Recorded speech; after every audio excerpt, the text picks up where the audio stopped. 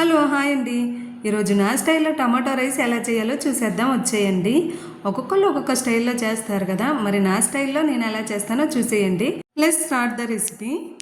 నేను tomato rice అయితే ఇప్పుడు 2 టైప్స్ చేస్తాను. ఒకటేమో డైరెక్ట్గా కుక్కర్లో వేసి చేసేస్తాను ఎసరు పోసి. ఇదైతే సెకండ్ టైపు. ఇందులో ముందుగా కళాయిలో 3 స్పూన్స్ నెయ్యి యాడ్ చేసి 1 స్పూన్ ఆయిల్ యాడ్ చేసుకున్నాను.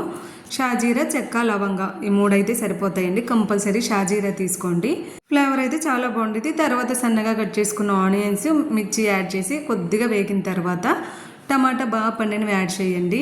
జింజర్ గార్లిక్ పేస్ట్ అయితే 1 స్పూన్ యాడ్ చేసుకోండి. ఆనియన్స్ వేగేటప్పుడు యాడ్ చేసుకోండి.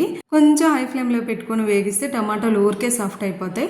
తర్వాత మన టేస్ట్ తగ్గట్టు సాల్ట్, కారం అడ్జస్ట్ చేసుకొని టమాటా సాఫ్ట్ అయిపోయేదాకా కుక్ చేసేసుకోండి. తర్వాత little bit of water add చేయండి, ఎక్కువ అక్కర్లేదు, కొంచెం అంత గ్రేవీ కోసం. తర్వాత మనం ముందుగా కుక్ చేసుకున్న రైస్ యాడ్ చేసేసుకొని బిర్యానీ మసాలా, కొంచెం గరం మసాలా యాడ్ చేసుకొని హై ఫ్లేమ్ మీద బాగా కలిపేసుకోండి.